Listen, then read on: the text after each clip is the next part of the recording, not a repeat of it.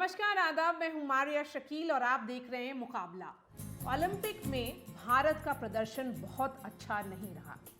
इस साल gold medal से हम बहुत दूर रहे। हालांकि नीरज चोपड़ा ने सिल्वर जिताकर देश का मान बढ़ाया। कुल 6 मेडल भारत ने जीते हैं, लेकिन क्या ये 140 करोड़ से ज्यादा के देश के लिए काफी है? आप सोचिए, डोमिनिशिया जिसकी जनसंख्या है सिर्फ 73,000, उसने गोल्ड जीता है। वहीं सेंट लूसिया जिसकी जनसंख्या है 2 लाख से कम, उसने भी ओलंपिक में गोल्ड मेडल जीता है। मेडल टैली में चीन छोड़कर जितने भी देश हैं उनकी जनसंख्या हमसे कम है, लेकिन हम फिर भी बहुत पीछे रह गए। सवाल ये है कि क्या खेल को लेकर गंभीरता की अभी भी कमी है?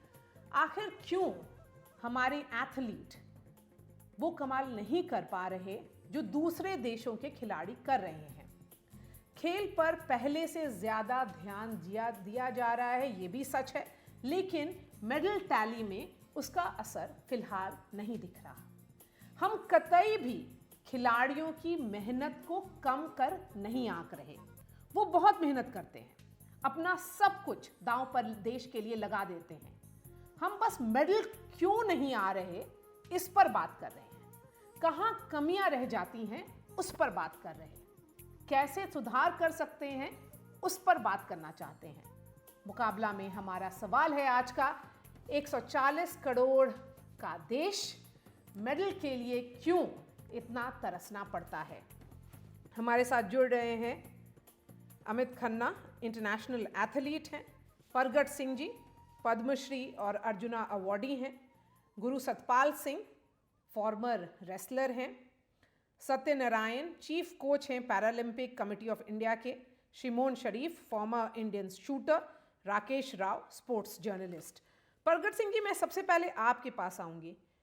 खिलाड़ी मेहनत करते हैं और शायद इसी का नतीजा रहा है कि हमको 6 मेडल्स मिले हैं, लेकिन ये भी सच है कि सेम अमाउंट जो 6 है, 6 मेडल्स से हम चूक भी गए क्योंकि वो उस पर हम 4th नंबर पे रहे। तो सवाल ये है कि 6 जीते 6 चूके, कहाँ पर हम चूक गए? देखिए मैम, बड़ी फ्रैंकली, क्योंकि हमारे देश में स्पोर्ट्स का कल्चर नहीं है। क्योंकि being a sports person, being a sports administrator, now I am a politician, लेकिन हमारी जो मानसिकता है पॉलिसी मेकर्स की, पॉलिसी को एग्जीक्यूट करने की, क्योंकि हमारी मानसिकता जो है वो उस कल्चर के लिए नहीं बनी हुई। क्योंकि हम बिल्डिंग बनाने में विश्वास करते हैं, हम स्पोर्ट्स पर्सन जहां इंसान बनाने में जो है वो बिलीव नहीं करते। उसका एग्जाम्पल ये है कि देखो, हमारे जो गवर्नमेंट ऑफ इंडिया का स्पोर्ट्स बजट है, that is merely point even 0.007%। Means के 1,000 रुपए पीछे हम सिर्फ 7 पैसे जो है वो खर्च करते हैं।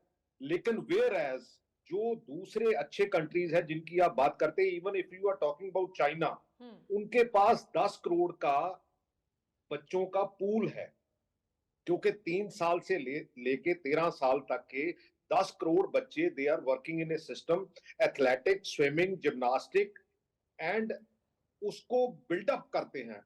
उसके आगे वो स्पेशलाइजेशन, उसके आगे वो सुपर स्पेशलाइजेशन।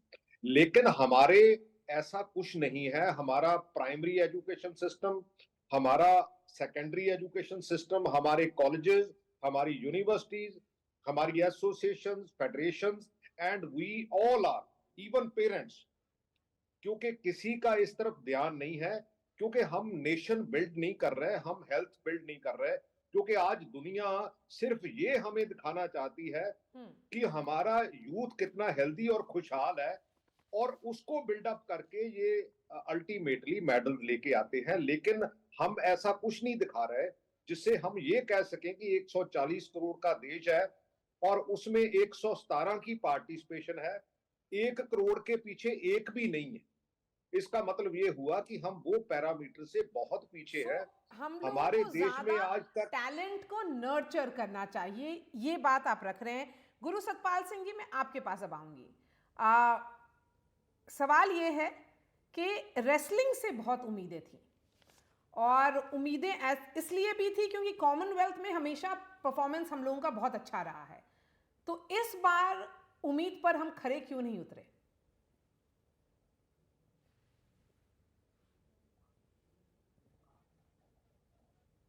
सतपाल सिंह जी। जी, मैं उनके पास आऊंगी फिर से। सत्यनारायण जी, मैं आपसे जानना चाहूंगी कि इस तरह के जितने एसोसिएशंस हैं, जैसे आपका हुआ, अधिकारियों और खिलाड़ियों में क्या कोऑर्डिनेशन की कमी है? क्या अंडरस्टैंडिंग की कमी है? क्या ये भी सच है कि कुछ सालों में जो डिमांड्स रहे हैं खिलाड़ियों के, वो स्पोर्ट्स अथॉरिटी ऑफ इंडिया हो या गवर्नमेंट ऑफ इंडिया हो, उसने फुलफिल भी किया है? एक एग्जाम्पल है शूटिंग का। लेकिन अगर आप देखिए इसको, तो क्या कोऑर्डिनेशन की कमी है, अंडरस्टैंडिंग की कमी है, कहाँ पे चूक गए हैं? सबसे पहले कोऑर्डिनेशन में भी कमी है। हम लोग फिजिकल एजुकेशन टीचर को अकाउंटेबिलिटी में नहीं ले रहा है। आजकल क्या हो गया, physical education teacher become like अ मार्शियल। वो सिर्फ 700 to 800 बच्चा है, एक दो फिजिकल एजुकेशन टीचर होता है, लेकिन उसका टाइम भी स्टडी का टाइम होता है। एंड अगेन स्कूल में चला गया, बच्चा को बोलता है तुम्हारा अटेंडेंस नहीं है, कम हो गया, तुम मार्क्स नहीं है, तुम होमवर्क नहीं किया। दिस ऑल बेसिक है। इसलिए क्या होता है, पेरेंट्स भी डिस्करेज करता है, अरे तुम खेलना नहीं है। कितना भी अभी तक स्पोर्ट्समैन बना है, 90% वो खुद ही स्पोर्ट्समैन बना है, कोई उसको नहीं बनाया। I am athlete, a national champion, and represent India. Again, the budget wise, 20 साल का बात नहीं करना अभी बजट का, अभी बहुत बजट है। वर्ल्ड में हमारा cash award government public sector क्या देता है उसका कंपैरिजन नहीं है। मेरा एथलीट 84 मेंबर्स पैरालंपिक में जा रहा है, 62 मेंबर्स आर करोड़पति है, करोड़पति। That means they got a huge money. ये हमारा बेसिक में स्कूल को अकाउंटेबिलिटी नहीं है। Again government, you should see this health aspects, you should not see as a medal and certificate. Health को लेके आ जाओ, ऑटोमेटिकली कंट्री स्पोर्ट्स में अच्छा करेगा। इवन हमारा अभी हम लोग एक्सपर्टाइजेशन जो बात करता है, even I was there in the East Germany 1986 में भी ईस्ट जर्मनी में था। Even East Germany want to help us, even Russia wants to help us to sports अच्छा करने के लिए। हम लोग कर नहीं सका, इसलिए physical education is neglected. Physical education teachers सबसे इंपॉर्टेंट होता है। कोई भी स्पोर्ट्समैन पहले बनता है not from coach, not from physio, not from any technical things. Automatic बन जाता है, उनकी किस्मत में रहता है, इसलिए। नहीं, हम लोग खुद सेलेक्ट करता है। स्पोर्ट्समैन बॉडी से सेकंड है। अमित, आप पहले मुस्कुरा रहे हैं इस बात पर, ये आयरनी भी कहा जाएगा इस बात को कि अगर एक नर्चर करने का टैलेंट कल्चर नहीं है, और वो माइंडसेट के बारे में कहा जाएगा कि अगर प्राइमरी एजुकेशन, स्कूल एजुकेशन में शायद उसी वक्त से शुरू हो जाना चाहिए जैसे ही बच्चा 2 या 3 साल का हो, एक डायरेक्शन देने का, कोई स्पोर्ट्स में आप घुसाएं, वो नहीं होता है। अमित, आपको अनम्यूट करना होगा। मैं बिल्कुल सहमत हूं सत्यनारायण जी से। देखिए, सबसे इम्पोर्टेंट जो एज की कैटेगरी है वो होती है चाइल्डहुड। महात्मा गांधी ने भी कहा your handwriting is set at a younger age. जब आप बच्चे को कोई भी टेक्निक सिखा सकते हैं, आप किसी भी दिशा में उसको डायरेक्शन दे सकते हैं, तो मैं ये कहूँगा कि एक स्कूल की मॉरल रिस्पॉन्सिबिलिटी होना चाहिए। गवर्नमेंट हर स्कूल को फंड्स देती है, एड, तो एक ऐसी एक लिमिटेशन सी डाल देनी चाहिए कि अगर आपने एक साल में 5 बच्चे इंटरनेशनल लेवल के नहीं निकाले तो आपकी ये फंड रोकी जाएगी या आपको ये फला स्कॉलरशिप दी जाएगी। मैं एग्जांपल दूं डीपीएस फरीदाबाद की। आज की डेट में रिदम जो ओलंपिक्स में गई है वो स्कूल की स्टूडेंट है। वर्ल्ड चैंपियनशिप में एक अता साजिद बच्चा जा रहा है, वो स्कूल का स्टूडेंट है। श्रेयांश त्रिवेदी स्कूल का स्टूडेंट है। मोहम्मद आरिफ स्कूल का स्टूडेंट है। तो अगर स्कूल से सपोर्ट मिले तो मैं नहीं सोचता कि इस टेंडर एज को हम कहीं भी लेके जा सकते हैं। अब एक बार, अब आप मेरे को सिर्फ एक चीज बताइए कि नीरज चोपड़ा बनने से पहले कहाँ था, क्या सपोर्ट थी उसके पास? सो जो बेसिक लेडर है, जो सक्सेस के लिए एक सीढ़ी बनती है, वो बिल्कुल मिसिंग है यहाँ पे। अब मेरा बेटा खुद फास्टेस्ट बॉय ऑफ दिल्ली है, लेकिन मैं फरगट जी के टाइम पे we were big fans of him. अब मेरे को अगर अपने बेटे को हॉकी खिलानी तो मैं कहाँ लेके जाऊं? पूरे स्कूलों में, मेरे ख्याल से पूरी दिल्ली में 1 या 2 स्कूलों में हॉकी प्रमोट की जा रही है, अदरवाइज हॉकी धीरे धीरे पतन हो रही है। ये जो बच्चे हॉकी में मेडल लेके आए हैं, it is strictly there credit. जैसा कि सत्यनारायण जी ने कहा है कि जितने भी एथलीट बने हैं वो 90% अपनी कैपेबिलिटी से बने हैं। सरकार डेफिनेटली बेहतरीन स्कीम्स इंट्रोड्यूस की गई हैं अब टॉप्स, लेकिन एक चैंपियन बनने के बाद उस स्कीम को लेने के ज्यादा इंपॉर्टेंट है कि हर स्कूल की एक रिस्पॉन्सिबिलिटी फिक्स की जाए कि आप अपने स्कूल से इस साल में 5 बच्चे दोगे जो अंतरराष्ट्रीय स्तर पर मेडल दें देश को, या नेशनल चैंपियंस निकाले। एक बेसिक, कितने हजारों स्कूल है, एक कितना कंपलसरी लाखों एक बच्चे हैं। वो सिस्टम शुरू करना चाहिए कि आपको स्पोर्ट्स में एम्फेसिस देना है और उसके अलावा नेशनल चैंपियंस देना है। राकेश राव, आप स्पोर्ट्स पे आपने इतने सालों लिखा है, इस बार कैसा असेसमेंट है आपका कि पेरिस ओलंपिक्स में हमारा परफॉर्मेंस ऐसा क्यों रहा? देखिए, पहली बात तो यह है कि ये मुझे समझ में नहीं आता, ये हमें अपनी आबादी, जब जब हमें मेडल नहीं मिलता तब हमें अपनी आबादी याद आ जाती है। ये मैं 1976 में मॉन्ट्रियल में गेम्स हुए थे, तब हमारी आबादी थी 600 मिलियन, और इलस्ट्रेटेड वीकली का कवर स्टोरी था 600 million and not a bronze. आज मैं बैठा हूं उसके इतने सालों बाद, करीब 40 साल के बाद, मैं मतलब 40 साल से भी ज्यादा रहा था, और आज भी मैं वही देख रहा हूं कि 140 करोड़ की आबादी और सिर्फ 6 मेडल। हमारे लिए प्रॉब्लम क्या है सर? आप ये देखिए कि बेसिक हम लोगों की कंट्री की प्रॉब्लम क्या है या प्रॉब्लम्स क्या हैं।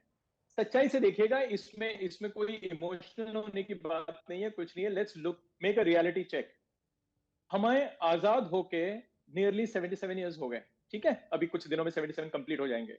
इतने सालों में हम अगर अपने लोगों को रोटी, कपड़ा, मकान की जो बेसिक प्रायोरिटी, जो फर्स्ट 5 ईयर प्लान से हम लोगों ने लोगों को वादे किए, वो पूरे नहीं कर पाए, कोई बात नहीं। लेकिन हम इतने सालों में अभी तक अपने हर नागरिक को साफ पीने का पानी नहीं दे पाए। उसमें आप कहते हैं कि स्पोर्ट्स प्रायोरिटी हो सकती है? ये सुनने में बहुत अच्छा लगता है कि साहब ये होना चाहिए, वो होना चाहिए, टॉप स्कीम है, करोड़ों खर्च होते हैं।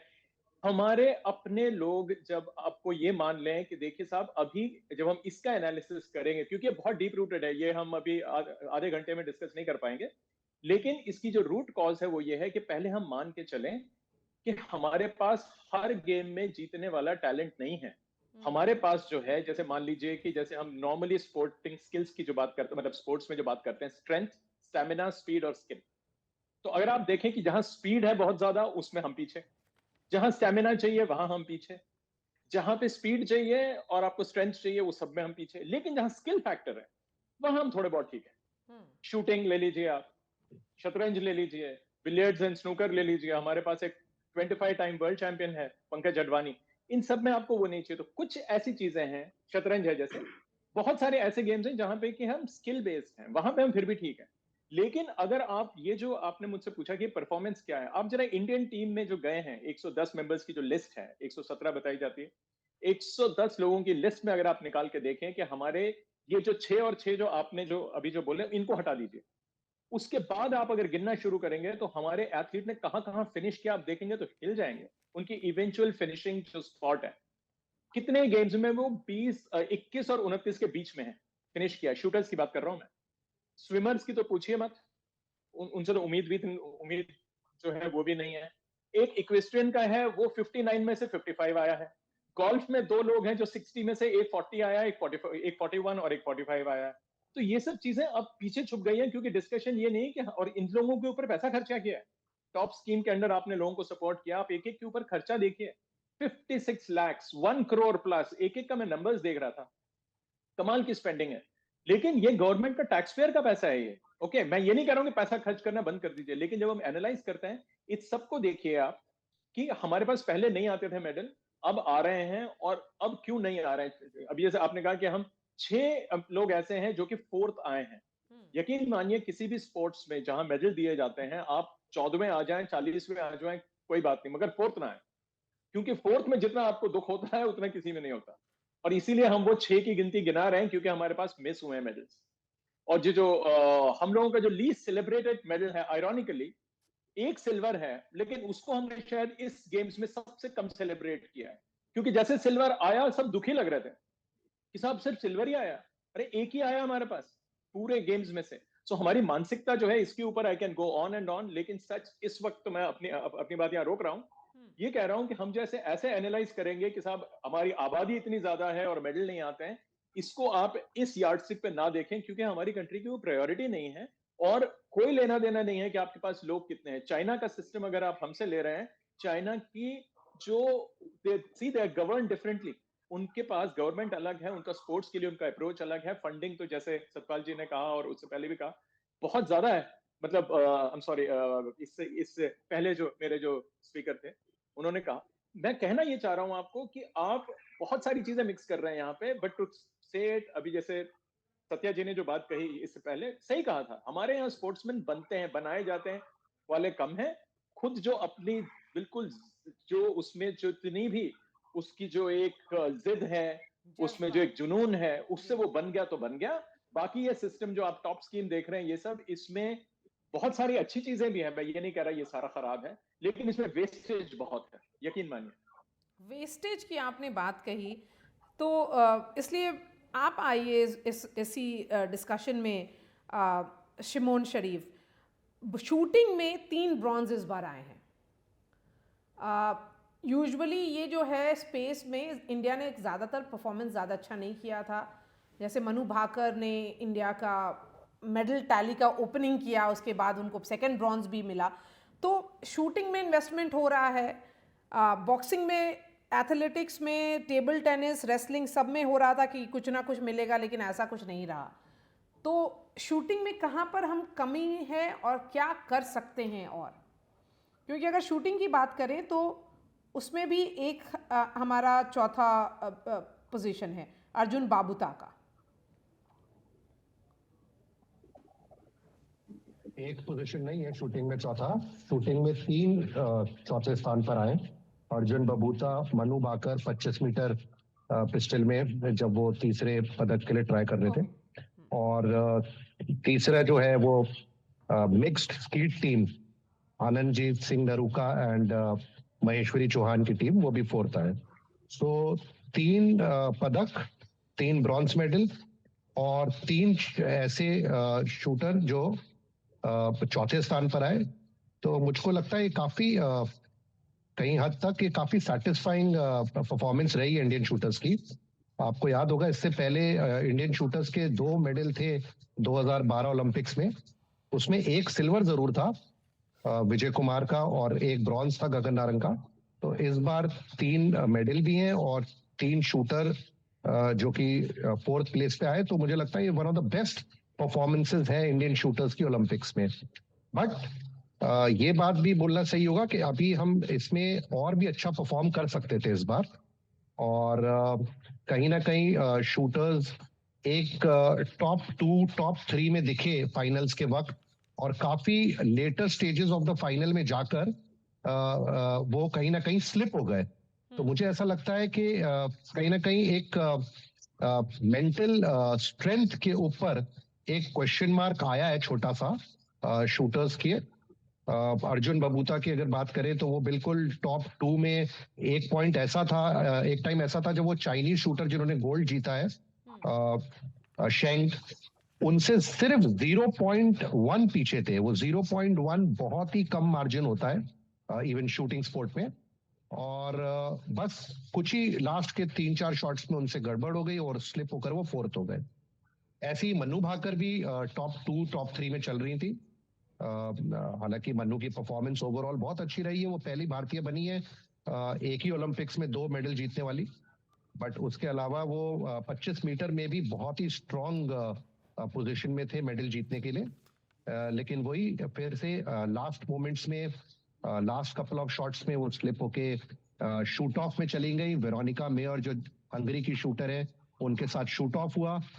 शूट ऑफ में जो भी शूटर हायर मारता है, मनु भाकर का जो इवेंट था 25 मीटर पिस्टल में, उसमें 5 टारगेट मिलते हैं, और उसमें जो भी शूटर ज्यादा हिट्स रजिस्टर करता है वो जीत जाता है। मेंटल स्ट्रेंथ का गेम था शूट ऑफ, फिर से वेरोनिका ने मनु को उसमें बीट करा और वो आगे बढ़ गई और मनु भाकर फोर्थ हो गई।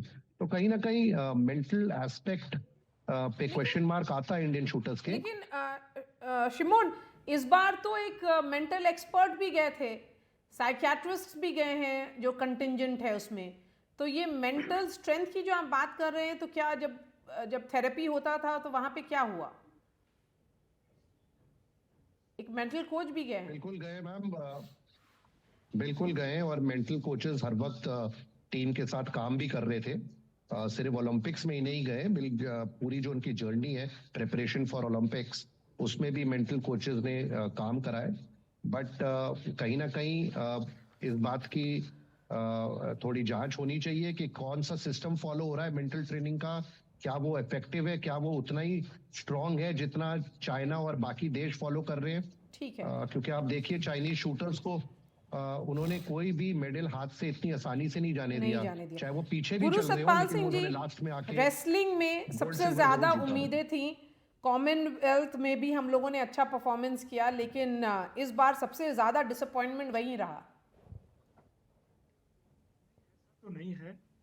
देखो, जहाँ तक एक ही मेल पहलवान था, अमन सहरावत, और पिछले 2008 से कोई भी ओलंपिक ऐसा नहीं है कि जिसमें कुश्ती में मेडल नहीं है। पिछले ओलंपिक में तो हमारे 3 मेडल, 2 मेडल थे, एक सिल्वर था, एक ब्रॉन्ज था। तो आज अभी विनेश का सिल्वर मेडल आ गया था। तो क्या है कि सिस्टम हमारा जो है सब जगह, अभी छतरसाल स्टेडियम एक बहुत छोटी सी जगह है, और आप वहां से देखो कि पिछले साल कितने सालों में Asian gold medal, Commonwealth gold medal, Olympic medal. तो क्या है कि एक सिस्टम हमारा बन जाए। अब आज क्या है, आज हम बैठ के डिस्कस कर रहे हैं, हम ये 40 मिनट डिस्कस कर लेंगे। ये चीजें क्या है कि जब तक हम जमीन से नहीं जुड़ेंगे। अभी मैं खुद, क्योंकि मैं 1972 ओलंपिक में गया था जब मैं 9th में पढ़ता था, तो मुझे पता है ओलंपिक में हमारी वहाँ क्या कमी थी। मैं फिर उसके बाद करीबन 40 बार इंडिया की, यहाँ पे इतने सीनियर प्रगट सिंह जी और खिलाड़ी बैठे हैं, पत्रकार बैठे हैं, इन सबका एक्सपीरियंस है। अभी ये आज बहस हो जाएगी खत्म। आप छतरसाल को देखो, छतरसाल में क्यों मेडल आ रहे हैं? वहां एक सिस्टम है, एक हम टारगेट लेके चलते हैं। ये तो बाई चांस हमारे मेल में और 3 अगर पहलवान क्वालिफाई कर जाते।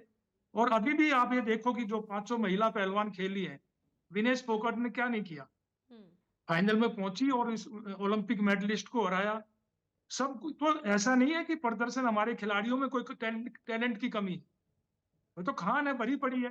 सिस्टम आप देखो, भारत सरकार जो है इतना पैसा खर्च करती है, किसी से पूछती है कि भाई इस ओलंपिक में साई के इतने कोचिंग सेंटर हैं, आपके कितने बच्चे गए?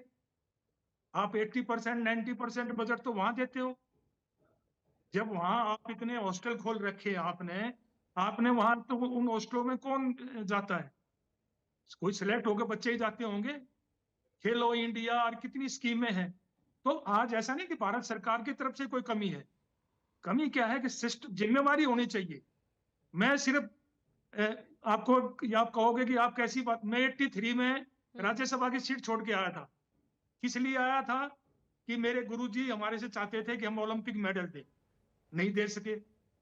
फिर मेरे दिमाग में आई कि मैं वहां बैठ के क्या करूंगा। मैंने कहा कि आप मुझे डायरेक्टर स्पोर्ट्स लगाओ। मैं यहाँ पे, मुझे 10 साल बिठाए रखा, कोई मेरे पास कोई पावर नहीं। फिर उसके बाद में जब पावर मिली, मैंने सिस्टम बनाया। यहाँ आज 350 इंटरनेशनल कुश्ती में मेडल है, वहां पे 10 अर्जुन अवार्डी हैं, पद्मश्री हैं, पद्म भूषण है। तो मेरा कहने का मतलब है, जिम्मेवारी फिक्स करो, रिस्पॉन्सिबिलिटी दो।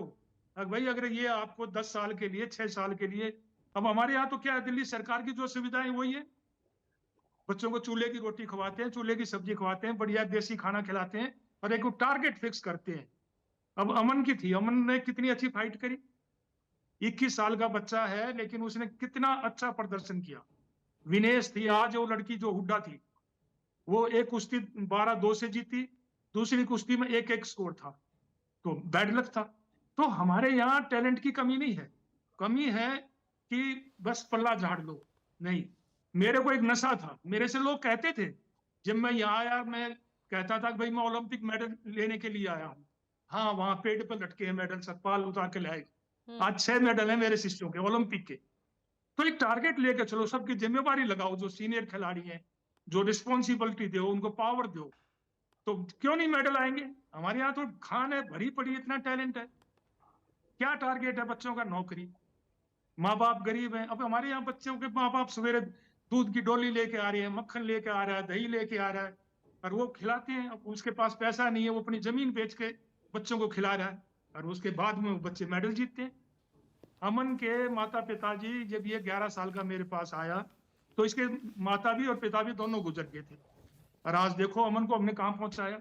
टैलेंट था, हमने उसमें देखा कि भाई ये टैलेंट है बच्चे में, तो इसीलिए एक जिम्मेवारी और सिस्टम होना चाहिए। जब मेरा टारगेट था, मैं आज भी बता रहा हूँ, आज अमन का मेडल आया, हम खूब खुश हैं, लेकिन जो मेरा लक्ष्य था इस साल ओलंपिक गोल्ड मेडल का, वो अभी रह गया।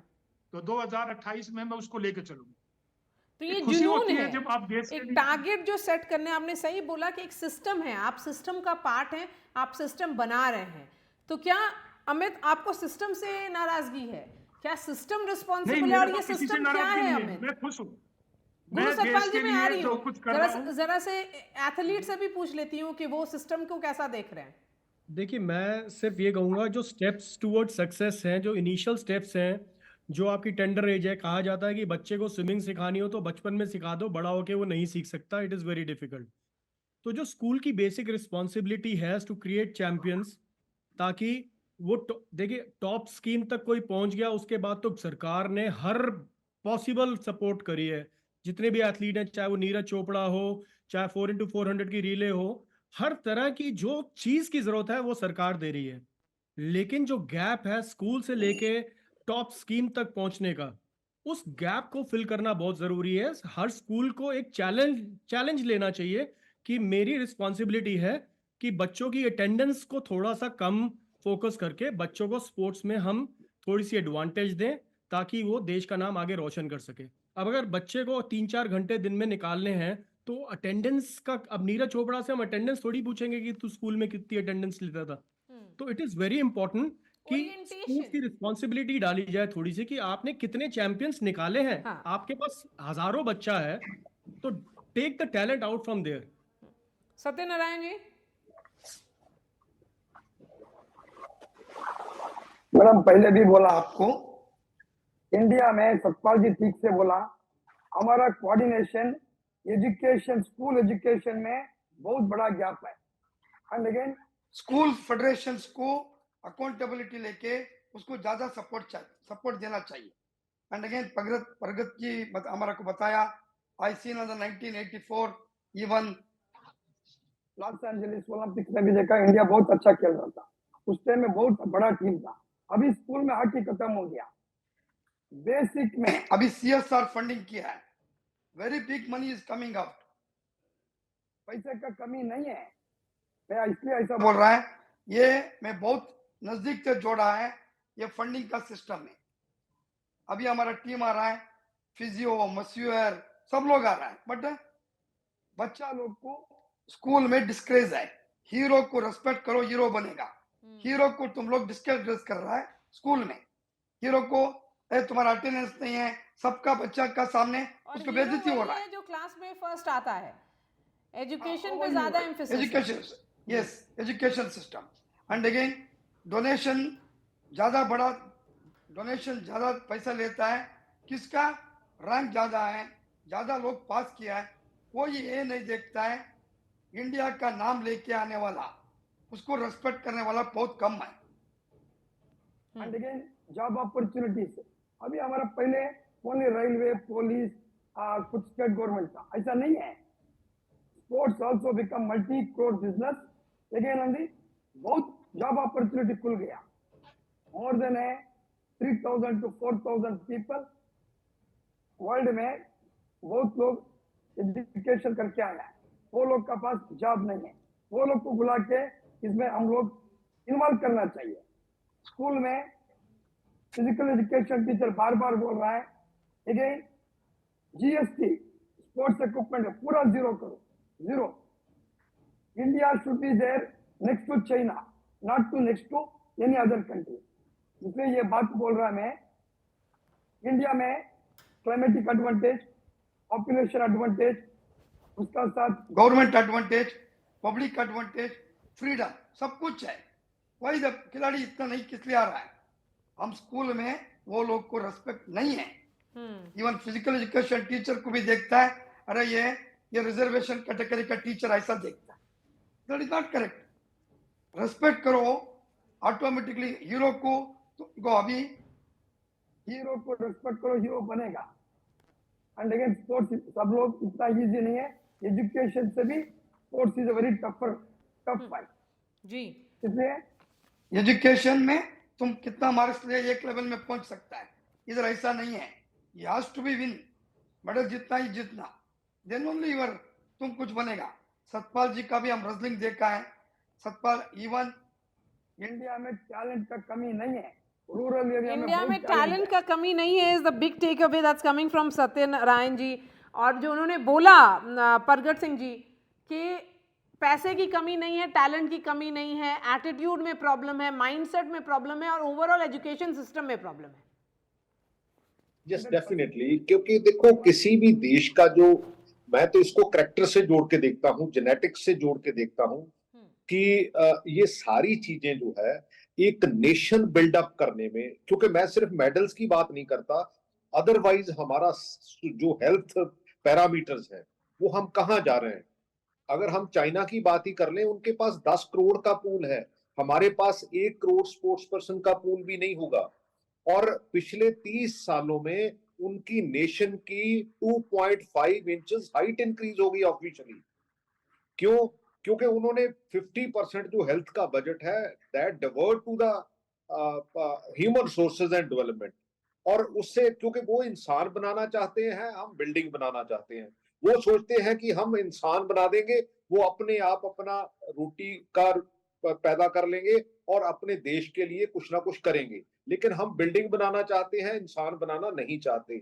ये पॉलिटिकल सिस्टम का भी माइंडसेट है, ब्यूरोक्रेटिक सिस्टम का भी माइंडसेट है, और मैं तो ये कहता हूं कि ये लोगों का भी माइंडसेट है, पेरेंट्स का भी माइंडसेट है। कितने पेरेंट्स हैं जो अपने बच्चों को, अगर मैं कहता हूं कि कम फैसिलिटीज भी है, लेकिन कितने पेरेंट्स हैं जो बच्चों को ग्राउंड में लेके जाते हैं ना, वो गैजेट्स दे के टीवी के सामने या अदरवाइज अपने रूम में तो बिठा सकते हैं, लेकिन ग्राउंड में नहीं ले जा सकते, क्योंकि ये किसी एक की रिस्पॉन्सिबिलिटी नहीं है। हम कहें सिर्फ सरकार की रिस्पॉन्सिबिलिटी है, हमारे सिस्टम की रिस्पॉन्सिबिलिटी है, वी ऑल आर रिस्पॉन्सिबल। तो हमें सबको अपने देश के लिए और देश की हेल्थ के लिए, क्योंकि ये देखते हैं दुनिया में कि हमारा देश जो है, हमारे यंगस्टर है कितने हेल्दी और खुशहाल है, इससे आंका जा रहा है कि हाँ भी आपके मेडल कितने हैं। आप मेडल की तो बात ही छोड़ो, क्योंकि हमारे पास तो वो पूल भी नहीं है। तो इसलिए हमें, मेरा ख्याल है कि अगर आज भी शुरू करें तो हमारे, क्योंकि कोई कल मेरे को पूछ रहा था कि 2028 में क्या होगा, 2028 में भी यही होगा। हम एक ऐसी डिस्कशन करेंगे, हम 2036 की या 2040 की बात करेंगे, तो तब आज हम उसके लिए ले डाउन पॉलिसीज बना के और आहिस्ता आहिस्ता उसको बिल्डअप करेंगे। अगर क्योंकि आपने देखो बोला अभी पॉलिसीज, तो इस पॉलिसीज पे अब चर्चा करते हैं। राकेश राजू एक छोटा सा ब्रेक लेंगे, लेकिन उससे पहले आप ये पॉलिसीज की बात करते हैं, तो ये क्या एजुकेशन सिस्टम में चेंज की ज़रूरत है? अगर मनी है, पैसे की कमी नहीं है, एथलीट्स की भी कमी नहीं है, बहुत सारे ऐसे स्कूल्स हैं जहाँ पे टैलेंट है, लेकिन एटीट्यूड में प्रॉब्लम है। जो क्लास में नंबर 1 आता है वो वही फर्स्ट आता है जो अच्छे से पर्चा अपना भरेगा। देखिए वही है ना, दिस इज हमारा एजुकेशन सिस्टम वो पूरा रिलाई करता है what can you reproduce by rote. आपने क्या रट्टा मारा है, कितना आपने याद किया है, कितना आप रिप्रोड्यूस करते हैं आंसर शीट पे। दैट इज हाउ आपका जो टैलेंट है या आपके मार्क्स हैं वो उसके ऊपर डिपेंड करता है। अब उसको आप चेंज नहीं कर सकते हैं। तो पेरेंट्स का जो आउटलुक ये है कि साहब आप पहले आप थोड़ा कुछ कर लें, नौकरी मिल जाएगी कम से कम, अगर एक डिग्री आ जाएगी, कुछ आ जाएगी। खेल has never been a priority in this country, जो मैंने आपको पहले ही बताया। और ये हर ओलंपिक्स के बाद अगर हम ऐसी डिस्कशन करेंगे कि साहब ये क्या होता है हमारे साथ, हम वहीं रहेंगे। जैसे प्रगत जी ने अभी कहा कि चाहे वो 2028 हो या फिर 2032 हो, हम यही डिस्कशन करते रहेंगे, क्योंकि जो प्रॉब्लम है, और हम ये जो बार बार कहते हैं अभी मेरे इसी पैनल पे काफी दोस्तों ने कहा मेरे कि टैलेंट की कमी नहीं है। यकीन मानिए, मैं जब जर्नलिज्म में करीब 40 साल पहले आया, मैं भी यही सोचता था कि टैलेंट की कमी नहीं है। शायद टैलेंट की कमी है भी नहीं, मगर वो टैलेंट ढूंढने की कमी है। हमारे पास क्या वो आंखें हैं जो टैलेंट को देख पाती हैं? क्या हमारे पास वो प्रशिक्षक हैं जो कि वेल ट्रेन्ड हैं? हमारे वो एनआईएस के कोचेस ऐसे हैं जो अपनी नॉलेज एक बार डिग्री लेने के बाद उसको अपग्रेड करते ही नहीं है। रूल चेंजेस, रूल के इंटरप्रिटेशन चेंज होते हैं, वो अपने प्लेयर को बताते ही नहीं है। मैंने ऐसे हॉकी के भी मैंने कोचेस ऐसे ऐसे देखे हैं। और एक चीज मैं यहाँ पे जोड़ना चाहूंगा, जैसे अभी ये कहा गया कि सब स्पोर्ट्स की प्रायोरिटी नहीं है, बिल्कुल करेक्ट है कि जिस तरह एक स्कूल में एक स्पोर्ट्स टीचर की या पीटी टीचर की, जो कि गांव वगैरह में उनको बोलते हैं जी मास्टर जी, पीटी मास्टर, उनकी इज्जत सबसे कम है, शायद उनके लिए चाय भी नहीं है वहां की अलग से। उसी तरह मेरा जो एक एक्सपीरियंस रहा है स्पोर्ट्स मिनिस्टर के मतलब कमरे के अंदर, स्वर्गीय सुनील दत्त जी उस टाइम स्पोर्ट्स मिनिस्टर थे। मैं उनके कमरे में बैठा हुआ था, उनका उस टाइम नया नया उनका अपॉइंटमेंट हुआ था। तो एक एक और उनके कोई दोस्त आए, मंत्री थे वो भी, उन्होंने उनको बोला, सुनील तू चिंता मत कर यार, तुझे स्पोर्ट्स मिनिस्ट्री दी गई है यूथ अफेयर्स के साथ, तू मेहनत करेगा तो तुझे अच्छी मिनिस्ट्री मिल जाएगी ना। ये आउटलुक है एक कैबिनेट मेंबर का, एक कैबिनेट कमेटी का मेंबर है, उसका ये आउटलुक है दैट लेवल। तो ये एक हमारी मानसिकता है जिसके ऊपर इससे पहले भी बात हुई थी। मैं उसी मानसिकता को हाईलाइट कर रहा हूं कि ये एक स्कूल से लेके कैबिनेट कमेटी के अंदर, इन यूनियन कैबिनेट में भी अगर यही है कि यार स्पोर्ट्स मिनिस्ट्री मिली तुझे, कोई बात नहीं यार, अगले रिशफल में तुझे और अच्छा मिल जाएगा, अगर ये प्रायोरिटी है तो यकीन मानिए what a statement it is, कि आपने स्पोर्ट्स को सिर्फ उस वक्त आपने तवज्जो दी है जब कोई इवेंट होता है, और फिर आप on the floor of the house you will say क्या बात है, इतनी आबादी हो गई, इतना पैसा खर्चा हुआ, मेडल नहीं आए। जिसने 3 साल और मतलब पूरे मतलब ऑलमोस्ट 4 ईयर के साइकिल में, सिवाय कॉमनवेल्थ के जहां पे हम लोग नॉर्मली अच्छा करते हैं क्योंकि उसका स्टैंडर्ड हर गेम में उतना हाई नहीं है, एशियन गेम्स में उससे थोड़ा सा और भी थोड़ा सा डाउन हो जाता है हमारा परफॉर्मेंस, और वर्ल्ड चैंपियनशिप्स एंड ओलंपिक्स में और नीचे आ जाता है। एक रोष आ जाता है, ये रोष उनका है जिनको स्पोर्ट्स का ढेले भर का नहीं पता है। ये लोग आके टेलीविजन सेट्स मतलब स्टूडियोज में, डिबेट्स पे, सोशल मीडिया पे आके ऐसे ऐसे लाइन मारते हैं आपको, मुझे अचंभा होता है कि ये लोगों ने स्पोर्ट्स से कोई लेना देना नहीं है लेकिन इनका, राकेश इनको राज जी, सिर्फ वो अभी 3 मिनट का अभी फुटेज हम चाहिए। इस पैनल में सारे एक्सपर्ट्स के साथ हैं जो, और हम लोग शायद एक सोल्यूशन ओरिएंटेड डिस्कशन करने की कोशिश कर रहे हैं, समझने की कोशिश कर रहे हैं ऐसा क्यों हुआ कि 140 करोड़ का ये देश हिंदुस्तान, लेकिन मेडल के लिए हम इतना तरसते क्यों हैं। एक छोटा सा ब्रेक और डिस्कशन जारी रहेगा।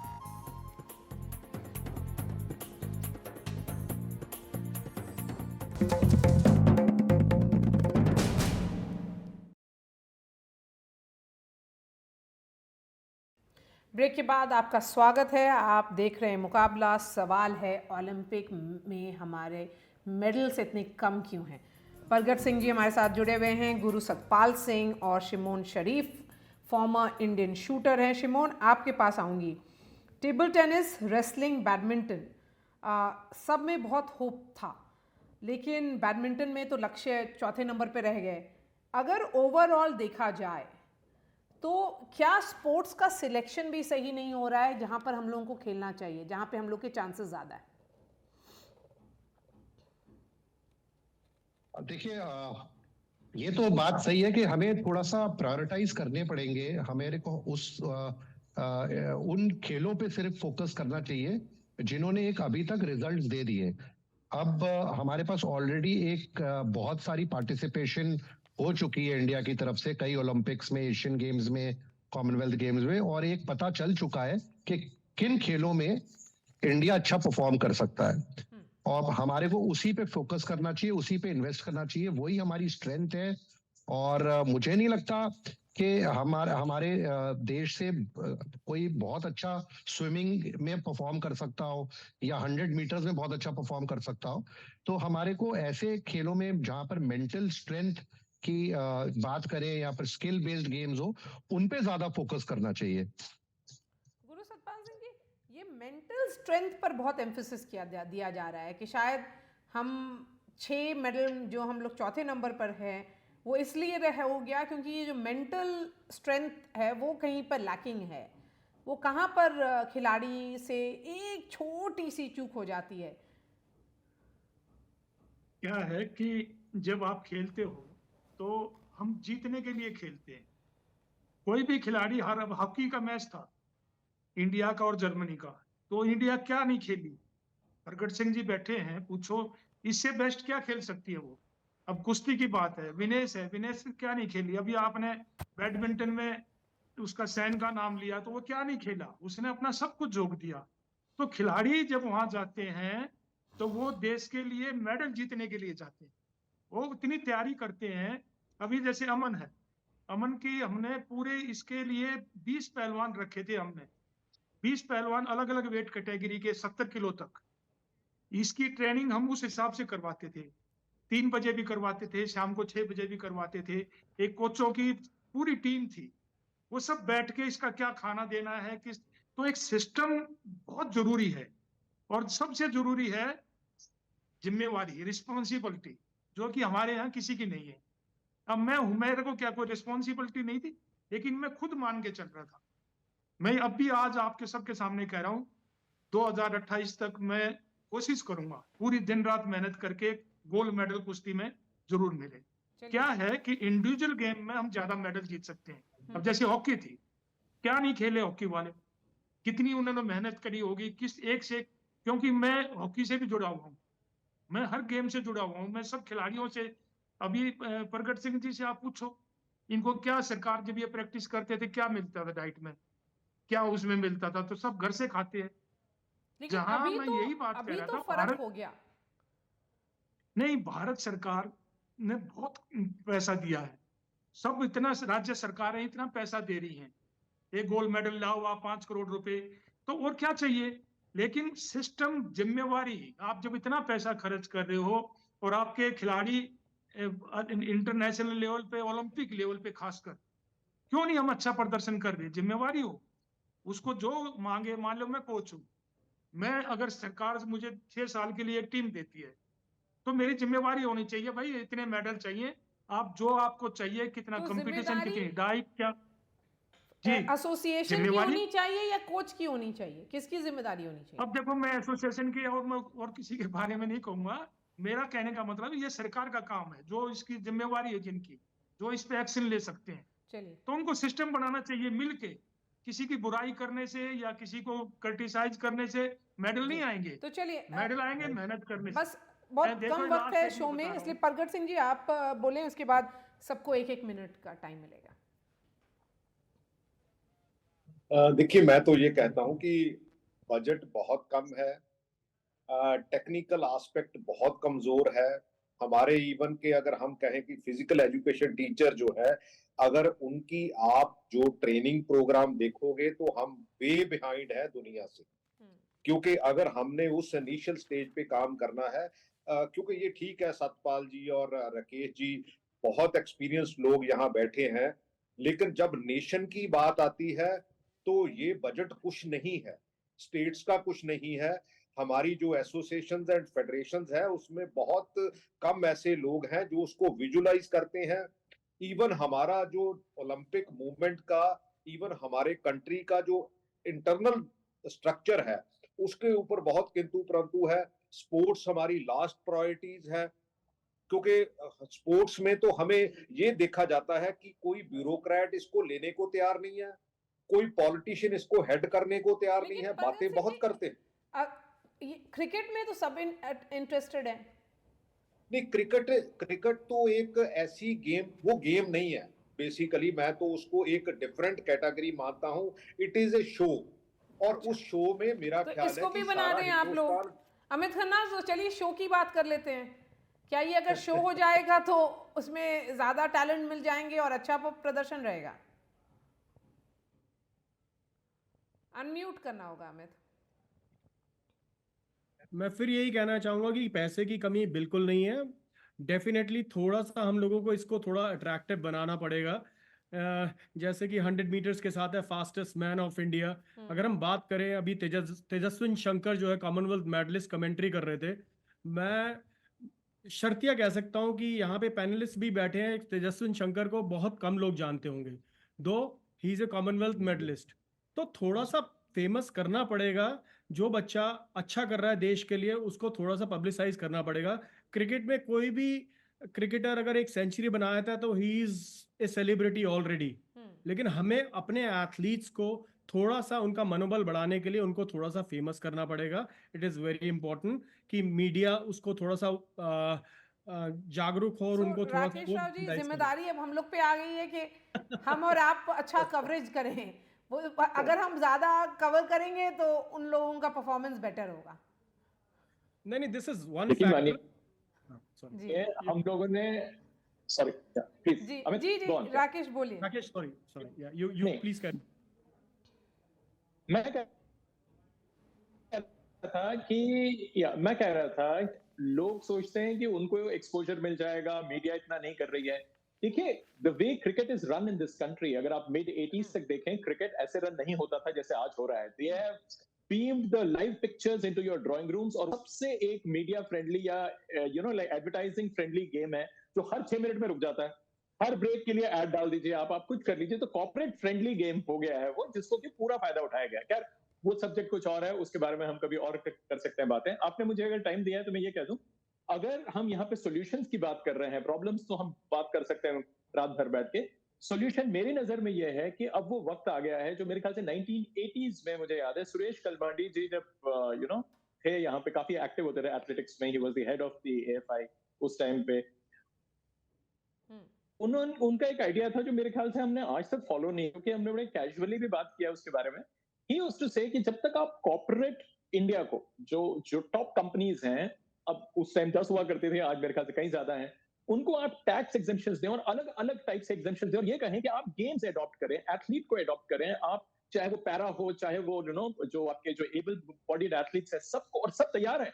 आप आजकल क्योंकि सोशल मीडिया पे आप इतने फेमस हो जाते हैं, वो सुरेश कलमाडी जी के दिन नहीं है। आजकल सोशल मीडिया पे with in minutes you can be a superstar.